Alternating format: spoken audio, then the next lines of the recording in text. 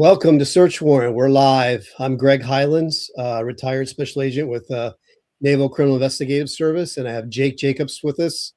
He is a anchor here, and we're having a little bit of a technical difficulty with his camera. How you doing, Jake? Hey, Greg. How you doing? Sorry for the technical issues, folks, but we'll get through it. And John couldn't make it with us this week. He's elsewhere. So this week we have with us Christine Lynn Harvey. Hi, thanks. And she's a reoccurring guest with us on the show. And we're going to talk about AI data centers this week. And Christine has done a lot of research on this topic. And Christine, you want to talk, just kind of do a little bit of introduction of who you are and take it from there.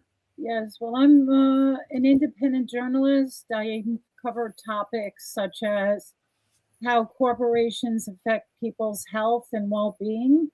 And that basically is what we have to talk about today, because it is very disconcerting what's going on with these AI data centers popping up with the promise of creating jobs for the economy. But meanwhile, what they do is they lie and come in and say, oh, it's not going to be much impact on the environment. Meanwhile, they're running diesel generators to cool down the data, the processing of the data inside these massive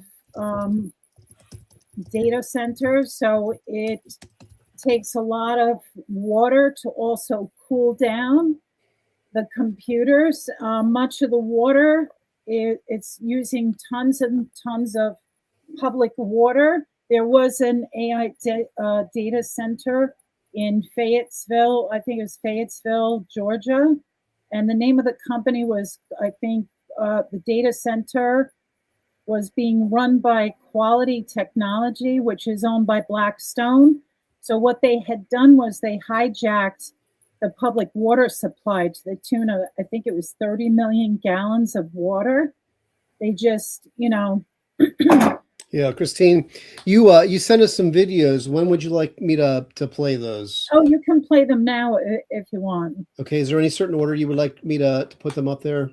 No, just go ahead. What you showed me before is fine. Okay, well, here we go. We need to stop data centers. Stop them? Data centers are the future and protect national security. People need to stop pushing back. National security? Yeah, we need to develop AI before China. Well, that's just a Trump talking point designed to fool you into prioritizing corporations over local community. Do you know why people are pushing back? No, why? Look at Utah, a 40,000-acre facility approved without asking the community. The facility needs more than double the energy the entire state uses in a year. Yeah, but it could also help lead to the cure for cancer. AI is so powerful. That's another selling point without any proven truth behind it. But want to know the facts? What? The water needed to cool this data center could drain the entire Great Salt Lake and create toxic dust that harms people's health. We shouldn't be focused on national security when our own local government is a threat. Okay, so who's actually winning here? Kevin O'Leary and billionaires are building identical data centers across North America using this same playbook. They frame communities as obstacles to manage and rush approvals before local communities can stop the takeover. Wow, AI innovation shouldn't sacrifice communities and the climate for billionaire profits. That's why 65% of people in America oppose data centers in their communities. Kevin O'Leary wants to put a 63 square mile data center right in the middle of Utah, but he doesn't live in Utah. He lives in Miami Beach. So I decided to come to Miami Beach and see who wants a data center in his backyard. We have a petition to bring this data center right to Miami Beach. Make it all data center. Why? We don't want one. The royal we is in Kevin O'Leary and I. We, the people that live here, don't want one. I want a data center right here. Is back here good? If it's good for private equity, it's good for America. Let's knock on their door, see how much they want a data center. We have a petition to bring a data center right to Miami Beach. Kevin O'Leary is putting a data center in the middle of Utah. So we are trying to make an alternative and put the data center right in his neighborhood. What would that consist of? It would take up most of Palm Beach and Miami Beach. By the water is best because then we can have oil tankers come to power it. Why would I want that? We'd be able to compete with China. It's a no. I'm envisioning the oil tankers coming right up to the shore to refuel the data centers. I cannot think of a single demographic that loves data centers more than the billionaires that live along the coast. The one that Kevin O'Leary wants to put in Utah is bigger than Miami. No, that needs to be dispersed into smaller. I'm getting the feeling that no one in Kevin O'Leary's neighborhood wants a data center. That just doesn't make any sense. To build a data center right on top of Kevin O'Leary's house. Yeah. En Mar-a-Lago vamos a construir el centro sobre eso también y aquí, o sea, va a cubrir como toda esta área. Sí, pues sí, si quiere firmar aquí para un centro de... All of this coastline here, it's going to all be data centers. That's how we're going to fight anti-Semitism. So on behalf of Kevin O'Leary, we're going to connect it to his house. Anti-Semitism, sir? Sure. Thank you. Fighting anti-Semitism.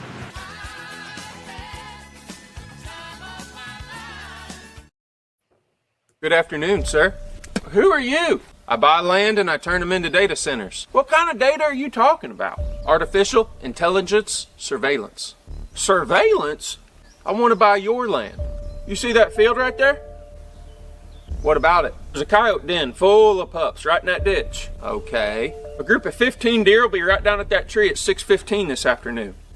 Okay. That power pole right there has a red-headed woodpecker living in it. Sir, what are you trying to say? We got the surveillance and defense controlled around here. I'll give you $20 million for this place. Are you a government man? Let's just call me an investor. Do you see way down there at the top of that hill? Yeah, why? That's 100,000 acres of government land. Oh, I know. Go build it on them. Well, you see, that's not how this works. Well, me and the neighbor do the surveilling around here.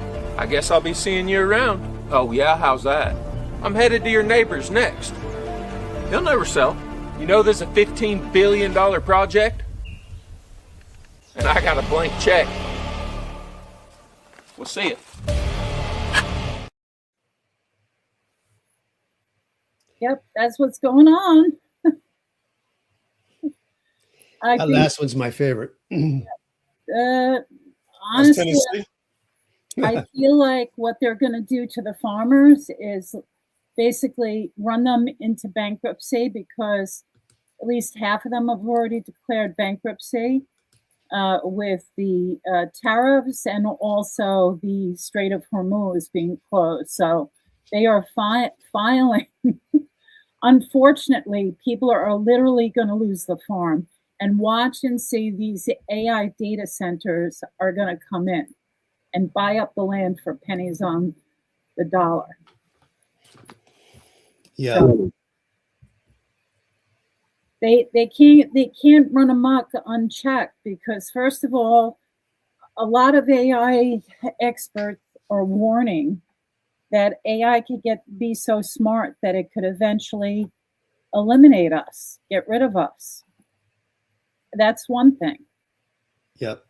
So I, at this point, don't believe anything coming out of the mouths of these AI people, because you have people like Sam Altman, who got removed from his company because he wasn't being honest with the board as to what AI was capable of doing.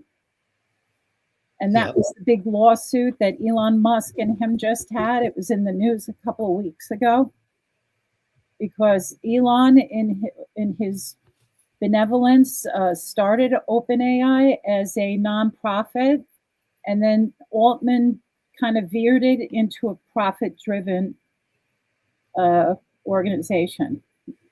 So that's what that lawsuit was about. But most of these people running these, like Palantir, Peter Thiel, the guy that's his CEO, I think it's Alex Karp, many of them do not hold democratic ideals, because they've been, on record. If you Google this stuff, you'll find it where they actually admitted that politics no longer is an obstacle for them. They envision a world where they run everything. And like I said, they're going to be surveilling us. So they know everything about us, our deepest, darkest fears. Also, all the apps that you have on your phone are tracking you. They know exactly what your political views are. They already know all this stuff.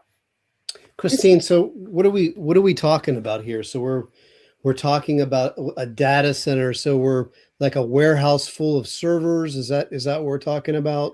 That's what these data centers are.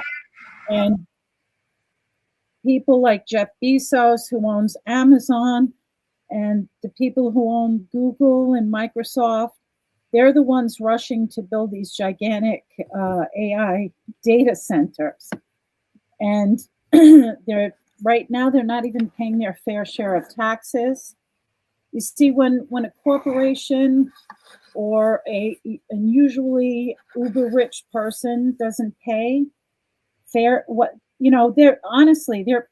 paying more in taxes than they are, right? 88 corporations, major corporations, and I think I'm not sure if it was last year or the year before, did not pay a single cent in federal income tax. And so these corporations are coming in like vultures, grabbing up the land, and then they build these data centers. They're not paying for the infrastructure on the electric grid. Okay, so people right now are starting to see the water pressure and the water turn brown because these data centers are drawing upon public resources that they're not paying into. They've been caught stealing the water, right? They also run on, in order to cool the servers down, they have to pump water through to cool it off. And excuse me, most of the water is evaporated, 80%. So that water is like up in the sky, and we got to wait for it to rain again, basically. And then 20% is wastewater.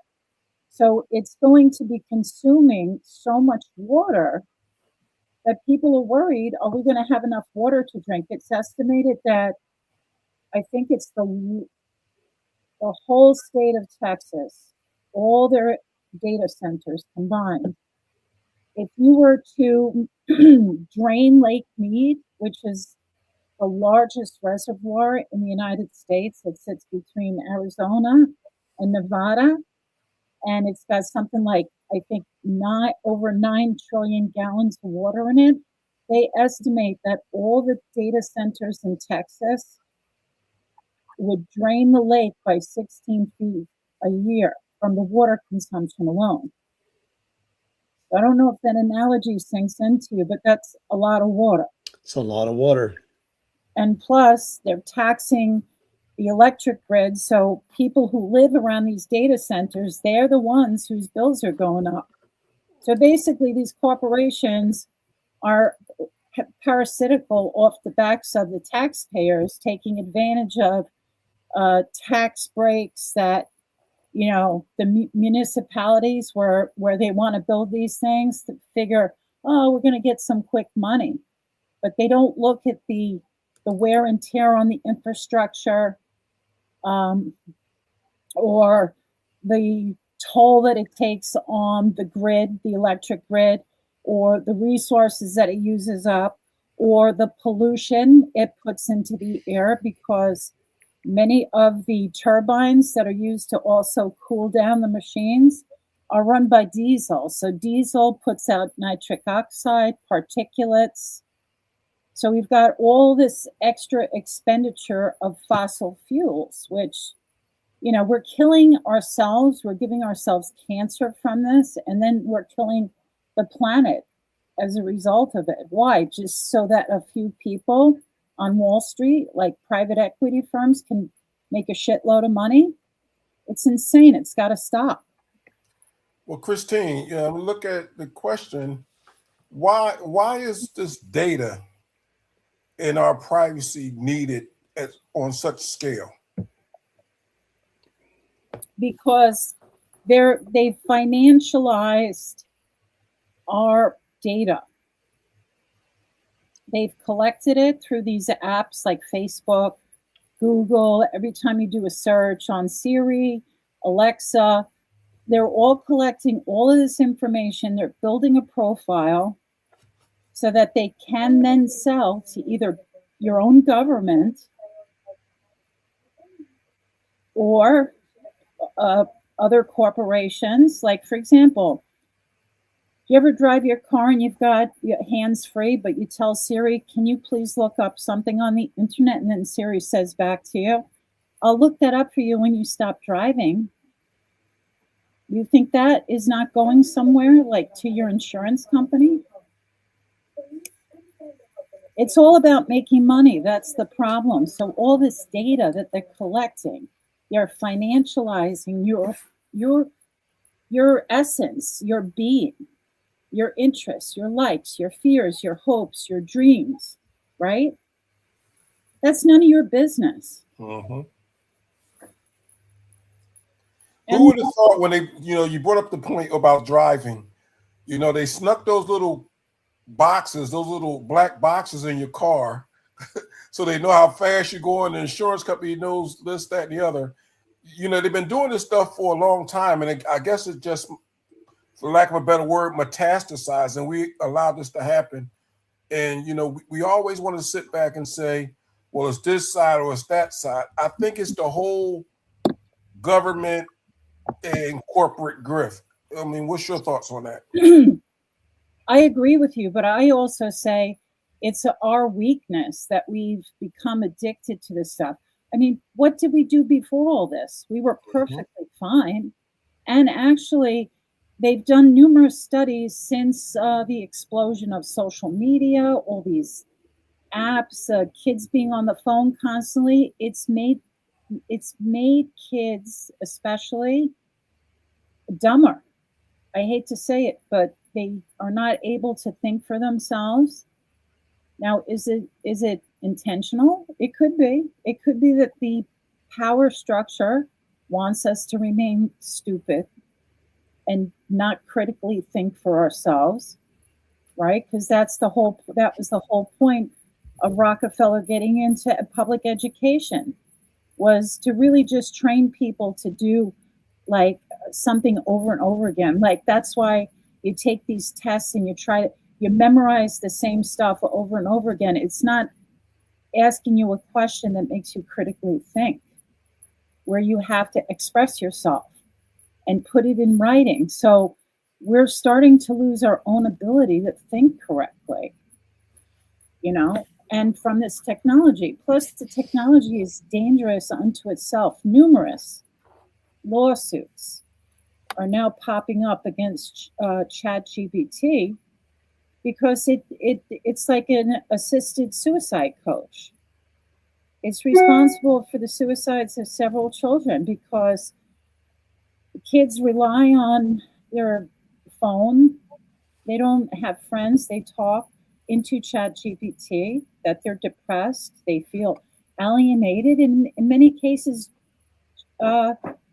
the artificial intelligence has led these children to kill themselves. Now, you can say, oh, it's the parents' fault. They should. Yeah, but no, we never had this before. Exactly. We didn't have the access to. Are we treating AI like it's a Ouija board, though? It seems to me that right now, still at this point, AI, for us, for the average social networker who is using Instagram and things like that, we use it to query just like stupid stuff. It's kind of a novelty. The backside of the AI is what we're more interested in, and that's the stuff that you're kind of talking about. There were court cases back in the day, like when you would walk into your phone as you walk into Starbucks or certain stores, it collects information from you, and there were court cases about that companies doing that, and they were still permitted to do so.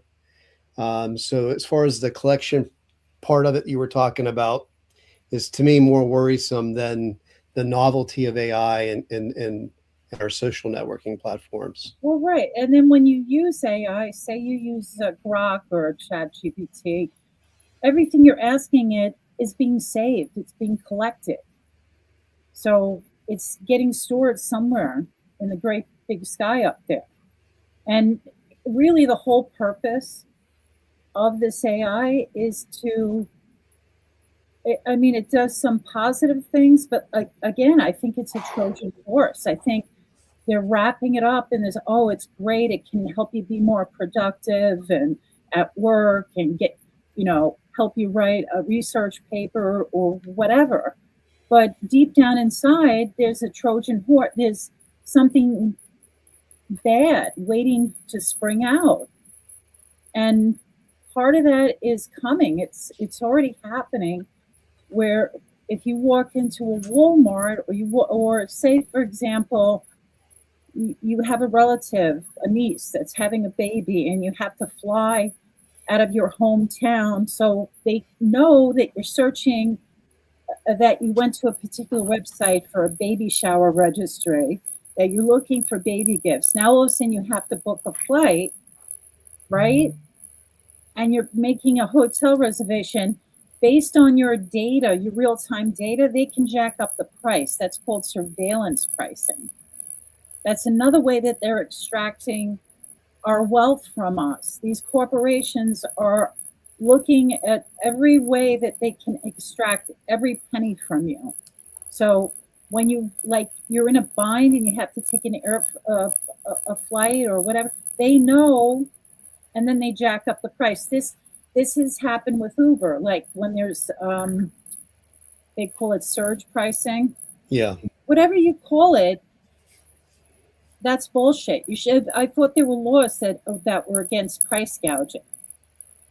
Price gouging is price gouging, right?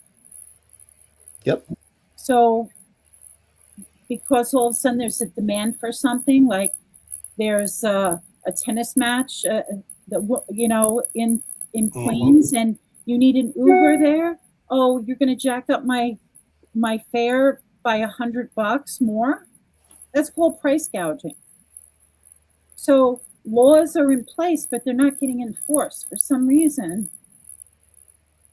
Either we don't have the resources to enforce this and make these corporations pay their fair share, or it's just massive corruption, bribery, lobbying. That's legalized bribery, where they can give money to our politicians and they just look the other way. But we can stand up, and like I said before, if each one of us does one thing, it could be deleting Facebook. That could be the best thing you ever did, right? Just doing one thing. If we all do one thing, you can put the private relay on your phone. It's supposed to stop the tracking, right? Delete. Go back to a landline. Or if you could, hold on to your old car as long as you can, because the newer cars will disable the car if they're looking at your iris and it looks like your iris is getting dilated. Maybe you're going to be tired and fall asleep behind the wheel. These new cars now will automatically shut off the car. Because it's assuming, because artificial intelligence is not 100% accurate. We know it makes mistakes, especially with facial recognition, right? That these mistakes will happen. But really what it is, it's for predictive behavior. Even Palantir, they came out and said that it's predictive. So remember, I think it was Tom Cruise and what was it, Minority Report? Right. That movie where they predicted a crime is going to happen, and he ends up being the guy that they targeted, right? This is coming for us. That's why we have to resist. So, fight back against these data centers. They're not good for you, like financially. And like they lie. They say they're going to create all these jobs. Well, trickle down economics hasn't been working since Will Rogers first coined it back in the 1920s, right? This is not a product of Reaganomics, because trickle down economics don't work. These rich people promise, oh, we're the job creators. But meanwhile, they're the ones who just created they're the ones who are going to get rid of our jobs with AI. But they tell you something, and if you're stupid enough to believe them, right? And that's the problem. That's all part of the process. If what you're saying is true, they make you dumber, and then they instill their stuff in you, whether it's through AI or every other mean. The blinking light from your politicians or your wealthy person saying, do this every day, all day. And now you're on Facebook. Who would have thought, hey, let me get something delivered to my house with Amazon. Now they know everything about you. Now you get an email. Hey, you still looking for this? So well, it's a constant stream of advertising. I do my best not to use Amazon. Sometimes I just can't find what I need, so I don't regularly order from them. But if everybody does a little bit every day, like not to feed the machine, because it is really, if you look at it, it's really like a vampire. It sucks your attention, right?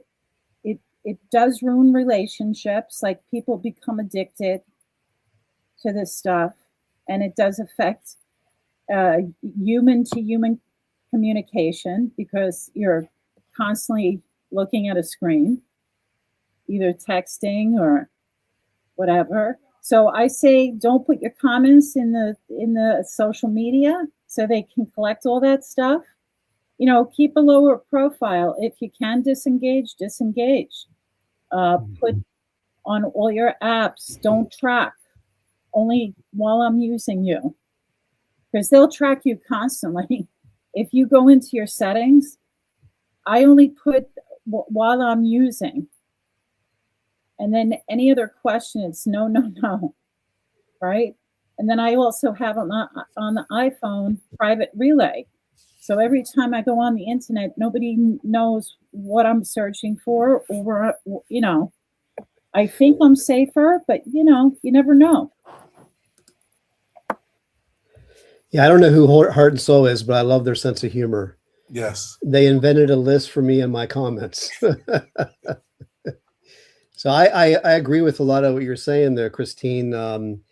It's, if you were collecting information on somebody to, it's kind of still one-dimensional. I mean, if they looked at my purchases over the last 10 years and they were trying to decide whether I was some kind of crackpot or not, I think I kind of know what they would think, but so I can see where you're going with that, and being part of the intelligence community for a few years, and specifically in counterintelligence. I know that there were rules in collecting on American citizens, and there was only basically 2 exceptions to the rule.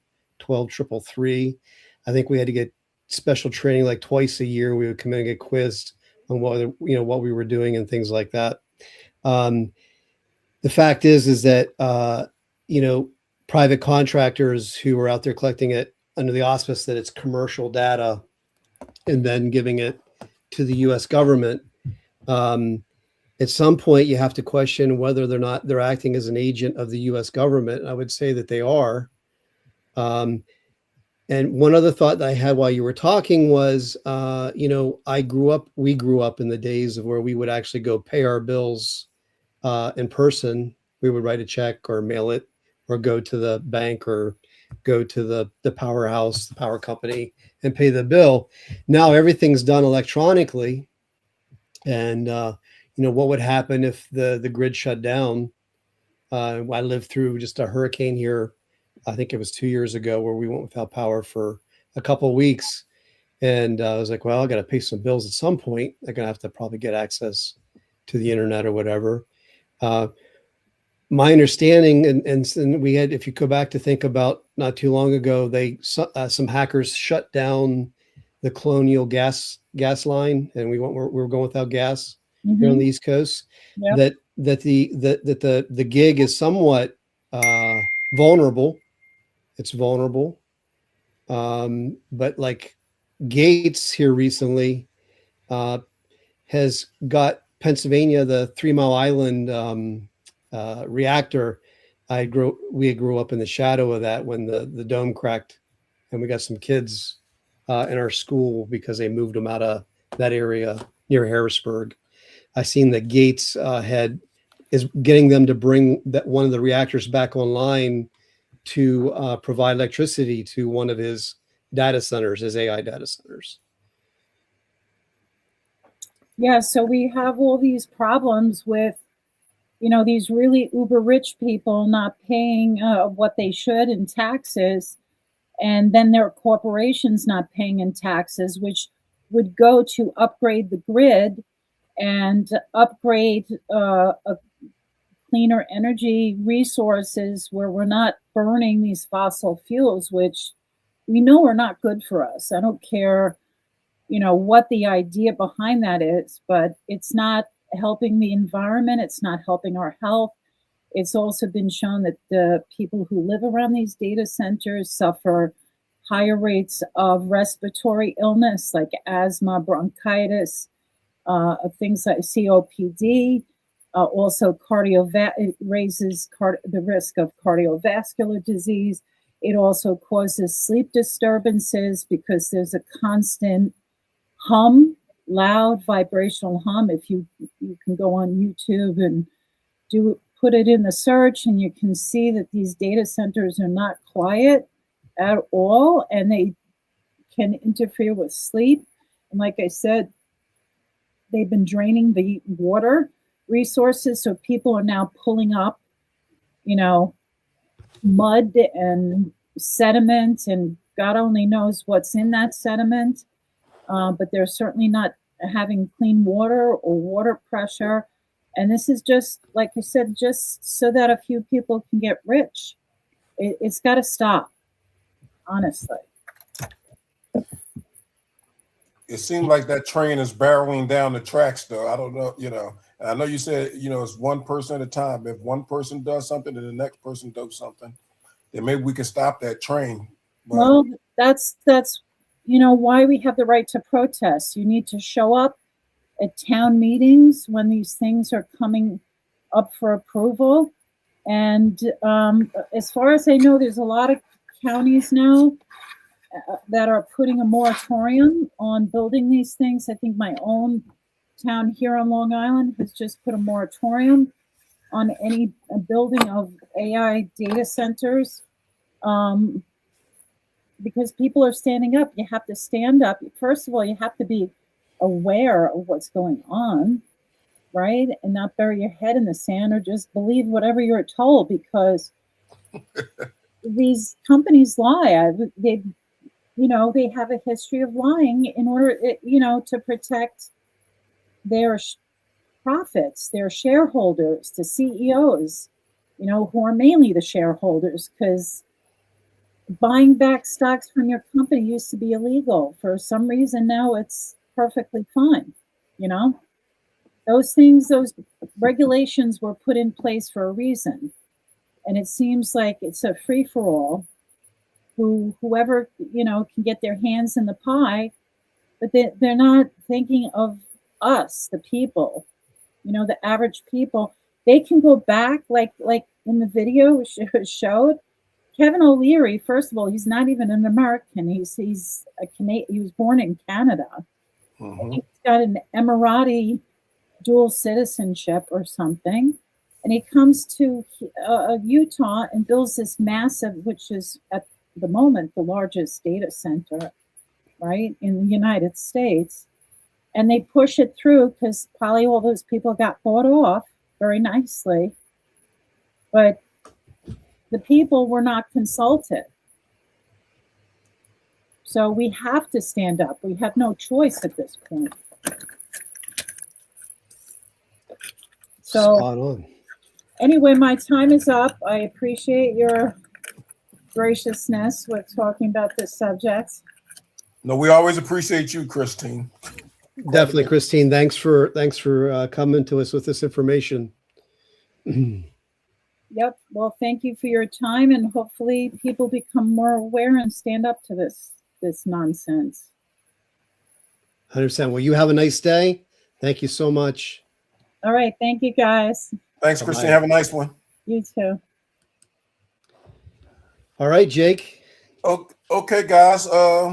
Speaking of protests and doing things and moving, I decided to write a bill that I need all of our viewers and listeners to start contacting their congressmen and their senators and everyone else.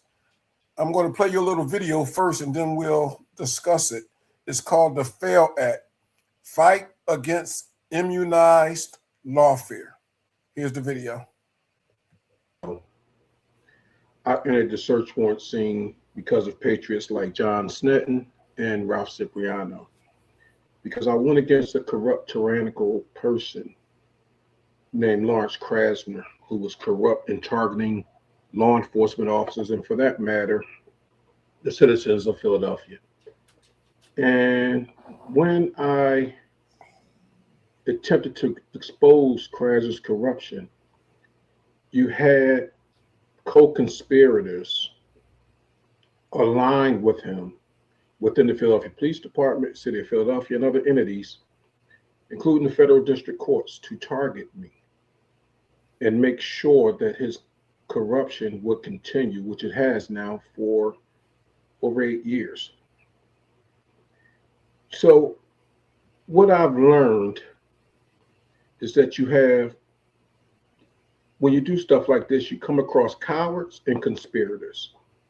And there needs to be something to encourage people like me, excuse me, and protect people like patriots and citizens, but at the same time, deter these cowards and conspirators from engaging in the type of activity that they engage in, which is a detriment to the United States of America and our Constitution and what our founding fathers envisioned. So I authored this bill. It's called the FAIL Act. And what it stands for is to fight against immunized lawfare, acts that was committed against me. Because what these cowards do is they hide behind immunity. So they use words like good faith, whatever they use. I got immunity, I was a prosecutor, I was a judge, I was a politician. Meanwhile, this is in violation of the Constitution. So, because you cannot make a law that violates people's rights. And part of your unalienable rights is to petition your government for redress if you're an aggrieved party.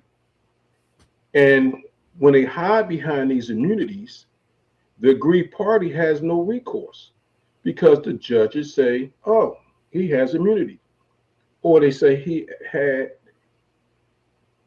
good faith, or you should have known, and all these things. And what they do, they violate your 7th Amendment rights, your 14th Amendment rights, your First Amendment rights, your 4th Amendment rights. They all engage and they all protect themselves. What you have is lawyers who become judges, politicians who are lawyers. They all make these laws up to protect their bubble. So with this bill, which I'm hoping, which I need patriots like you guys to really contact your representatives, senators and congressmen, and we need to push this type of bill to save this country. And what this bill is, if someone is engaged in any type of retaliatory lawfare or corruption, you can sue them. Their immunities are removed. And you get to go in front of a jury and to expose their actions. They don't get to say, hey, It reminds me of that old Lethal Weapon movie with Danny Glover and Mel Gibson, where the guy kept yelling diplomatic immunity until Patriots got enough, which was, I believe it was Mel Gibson, who also started another movie with the term Patriot. But anyway, he revoked. Do I agree with it? Because I mean, obviously, that's not what I envision with this. We got to go through the legal channels. But when you have people like these politicians, judges, prosecutors, which I call cowards and conspirators, whether it's Larry Krasner, Judge Harvey Barr III, Police Commissioner Kevin Bethel, Lieutenant Jason Hendershot, Deputy Commissioner Frank Venor, former Deputy Police Commissioner Dennis Wilson. You guys know how I got here. They targeted police officers, and I said, I'm not going to have a police officer go to jail with a fabricated crime where he could spend 20 to 40 years of his life in prison, so people could steal millions of dollars from the city of Philadelphia. I wanted to get rid of this garbage in 2025, but unfortunately we have stupid Democrats, as President Trump now calls them, in Philadelphia, who refuses to, he almost murdered 4,000 citizens of Philadelphia with his quote unquote policies in 4 years. And they still vote this idiot in as he's some sort of white savior, whether it's your black clergy, your black politicians, they're all idiots. But let's get back to the bill soon, because I'm making this video so that I could have some sort of, I don't get off track, on search warrant. So what the bill does, if you are a whistleblower or if you are retaliated against, then you can go out to these parties and file a lawsuit to petition your government for redress. Nothing more, nothing less. And since most whistleblowers are deterred from coming forward because they know that they will be retaliated against, if you have the courage, then your damages you will receive treble damages. So if you lose your job, when the actual damages come in, you get 3 times that much. Makes your patriotism and your courage worth your while, and it'll help this country. And if you're the party, the coward, or the conspirator engaging in this type of activity, then it's mandatory. You don't get indemnified by the city or the government or something like that. It's mandatory that this attacks your personal wealth and finances. So it says mandatory treble damages for whistleblowers retaliation, mandatory punitive damages if the person who commits these acts against you are convicted of a crime. If you bring criminal charges against them also, and that those charges lead to a conviction, then whatever your actual damages is, they are personally liable for 10 times of that amount. See, that will deter these cowards from partnering with people like Krasner, because they can't say, hey, city, pay this bill, settle this case. No, you charge them criminally. If they're convicted criminally, then they have 10 times the amount that they got to pay out of their pocket. You think they're going to align with Larry Krasner and other people when they know that their family, because they destroy families with this. But, recently you just had Trump. They still called him some sort of dictator. He settled a case that he filed for $10 billion because he knew the lawfare that was committed against people who supported him. So he said, okay, here's a $1.7 million fund for people, patriots, or people who just support me, who was victims of lawfare. We know it happened. They get a chance to petition their government for redress, let the facts and charges and whatever else lie where they may, and hopefully they get made whole from this fund. But this is what the Fair Lake does. It's called the Fight Against Immunized Lawfare, because that's what they do, whether it's a politician, whether it's a prosecutor, whether it's a judge, They all do what they want, and you can't do a thing about it.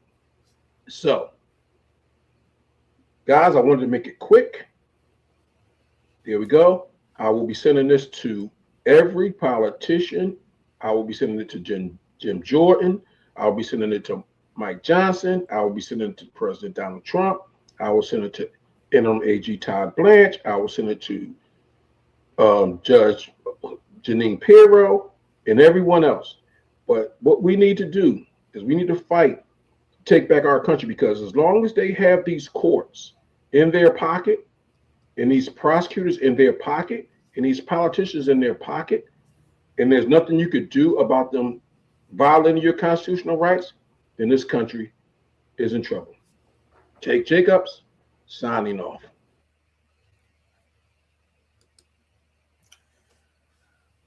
Okay, guys. Obviously, I made a couple of mistakes there. The actual fund was $1.7 billion, but that's a moot point. When I made the video, that was in effect. Now it seems like that fund is going to be withheld. It's not going to go forward. The Department of Justice is not going to go forward with that fund. So what's going to probably happen is they're going to probably withdraw the case, or it's going to get dismissed without prejudice. And when President Trump becomes a private citizen, he can go back and sue the government for the $10 billion. So actually, once again, your government's going to cost you money instead of protecting you. Because the facts, you know, one of the things I put in this FAIL Act is the facts has already been approved. The guy who did this, who released his tax returns, has already been convicted and I believe sentenced to 5 years. So there's something that they're going to probably lose. So in the civil court. But the problem is, I don't know what happened here.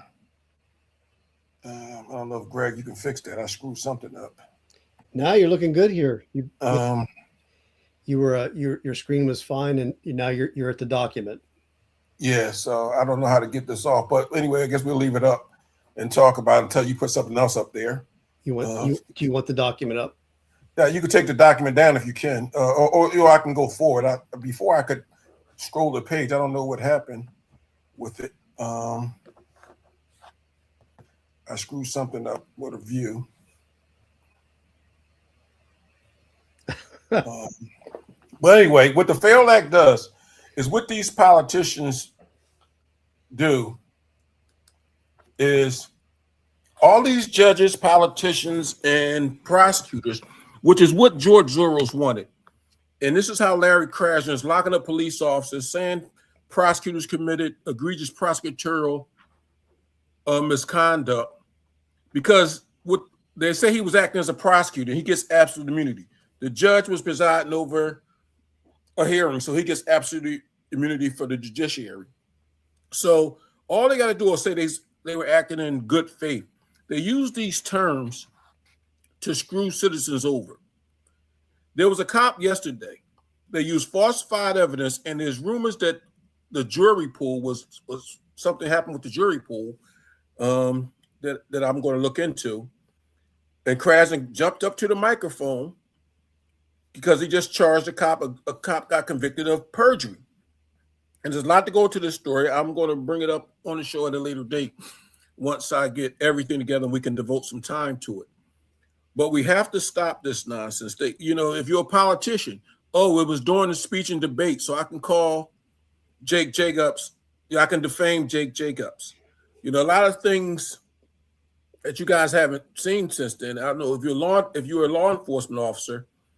I haven't mentioned this, but Krasner in the DA's office, as a result of me reporting corruption as the whistleblower, and everybody knows it was in the Pinnell case and other cases, whether it's Bologna, Nicoletti, or whatever, he put me on what's called the Giglio list.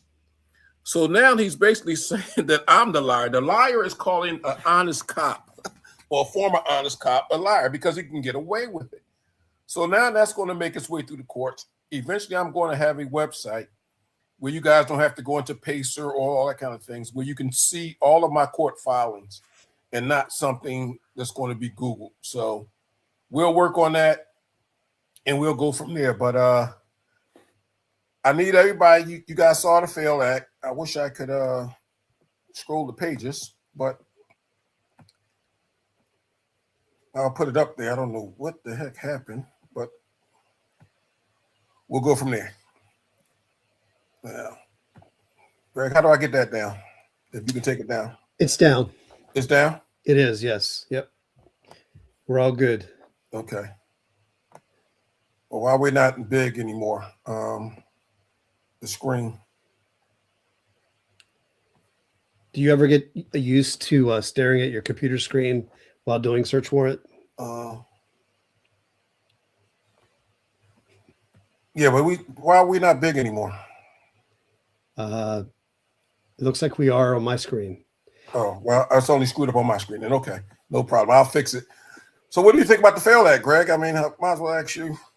I like it, but that means that they'll be held accountable, right? So they're not going to like that. Honey West wants to know what's the bill called. It's called the FAIL Act, which I'm going to, I'm going to have it up there. I'm a PDF it. It's called the Fight Against Immunized Lawfare. What these politicians are doing, and particularly Larry Krasner in Philadelphia. All you guys know Ralph Cipriano, and he never answers Ralph's questions at the press conferences. He has stolen over $100 million or somewhere thereabouts. Estimates go anywhere from 80, but I think it's over $100 million through phony exonerations and targeting cops and prosecutors and releasing convicted murderers. Last week, he just released 3 convicted murderers. Now, these people are still convicted murderers. So what he does is he does what's called an exoneration. He partners with a defense attorney because obviously the district attorney's office can't file on the person's behalf. So he partners with a defense attorney. They enter into an agreement to say that a cop or a former ADA did something wrong. And he acts like he's going to get a new trial, but he never does. So once he gets a new trial, he decides we don't have enough evidence to proceed with the new trial, and you let murderers go free. Whether it's, we talked to John Fay before on the show. His poor little girl was raped and murdered, and he let Walter Ograd out and gave him $9.5 million or $9.1 million. It was over $9 million for a rape and murderer. So these are the kind of people we're dealing with. We have to hold them accountable. I wholeheartedly believe, and I've been working on it, and I believe I'm getting to the bottom of it. He's somehow getting a kickback in these exonerations. I haven't connected all the dots yet, but I'm working on it, and I believe I'm figuring out how they're doing their money laundering. So we'll see. Very good. You've been a busy man, Jake. Oh, yes. I'm going to stay busy until this guy's in jail. We were talking about the bill and in prep for this week's show. We were talking about contentious issues. You want to put that back up there? Or? I just want to give it up to people so they can see it for a little while. But go ahead. You can talk about it. I'm just going to go through the pages. Okay. So we were talking about what contentious bills are sitting with the Senate right now. So you got any idea? Well, we know the biggest bill right now, and I would love for my FAIL Act, to be attached. There it is, Honey West, Fight Against Immunized Lawfare. I would like this bill to be a part of the SAVE Act. And part of, Greg, part of our conversations is how do you have a subject that 90% or greater than 90% of the citizens of the United States say is needed, but your politicians that you send there to represent you can't even get it to the floor or can't even get it passed. So obviously your representatives are not representing you, because if you got 90% of the country or better saying that something should happen, why is it not happening? So we need a poll. It needs to come to the floor. And what you should say is, okay, let's use New York as an example.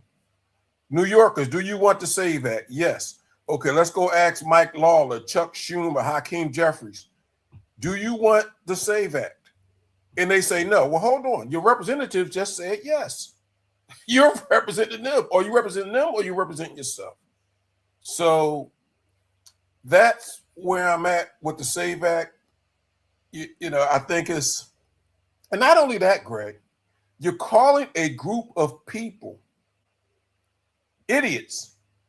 You're saying that literally black people are too dumb, or brown people are too dumb to get an ID. It's something that everyone has.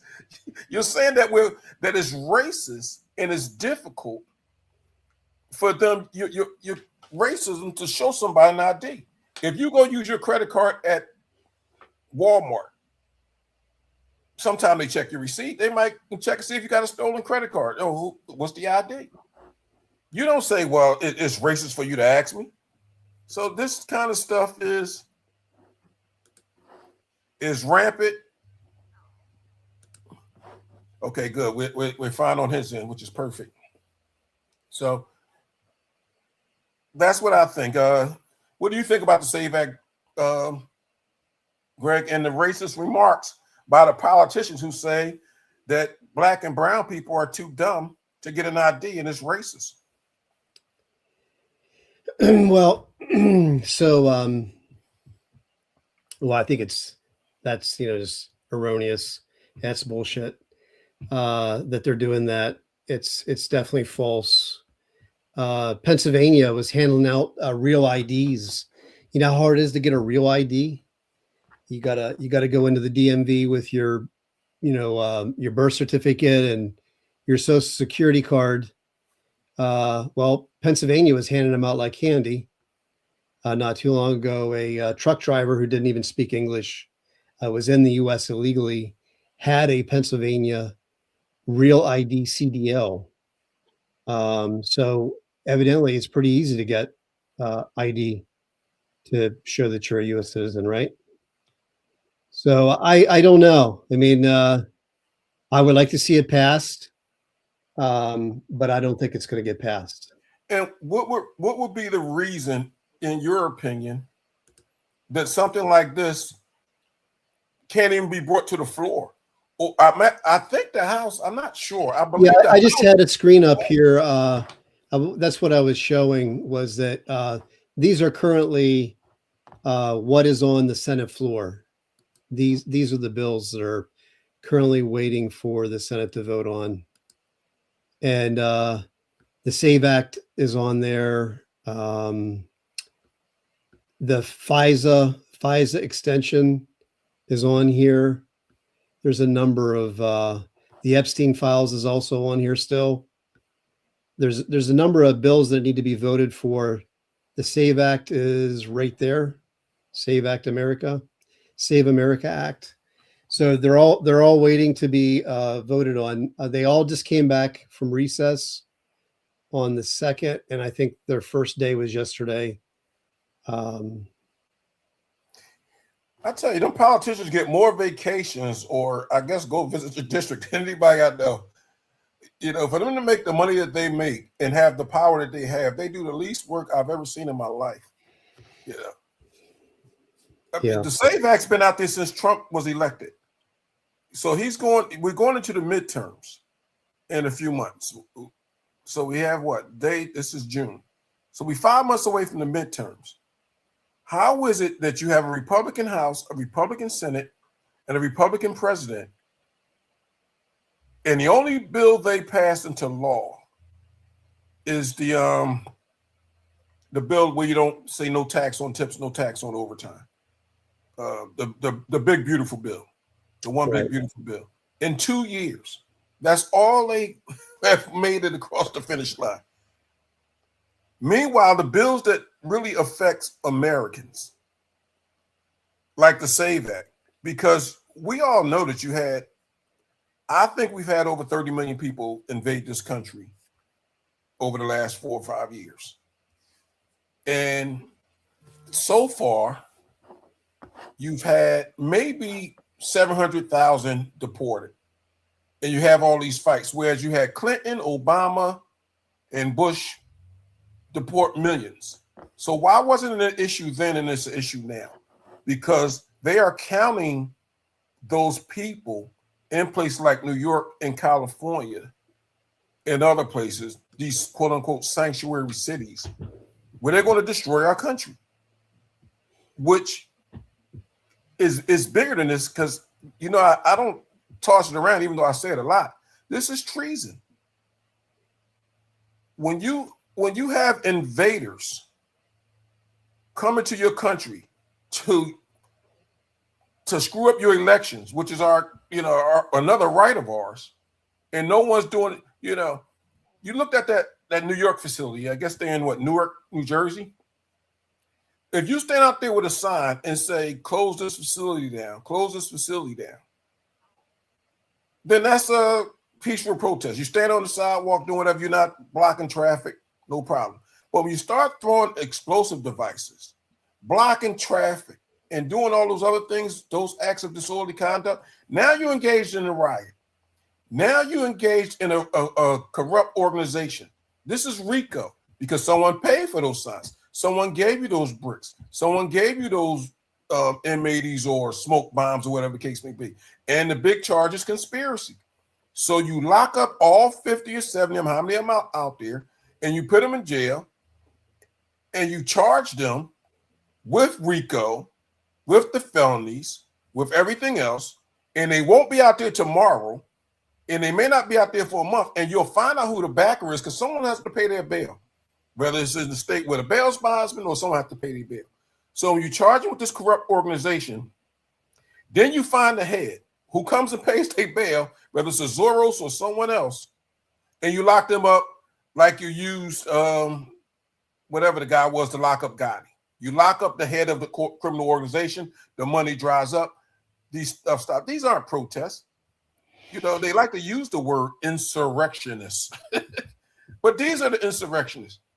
You're sitting back wanting to dox ICE people, move, you know, they out there with masks on, telling ICE members, we don't want y'all to have masks on.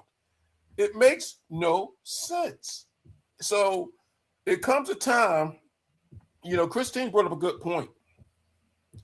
It comes a time when each American has to step up and do their part. If every person did their part, because we all know in law enforcement, you know, it's 2% of the people or 2% of the population committing 100% of the crimes, or at least 90-something%.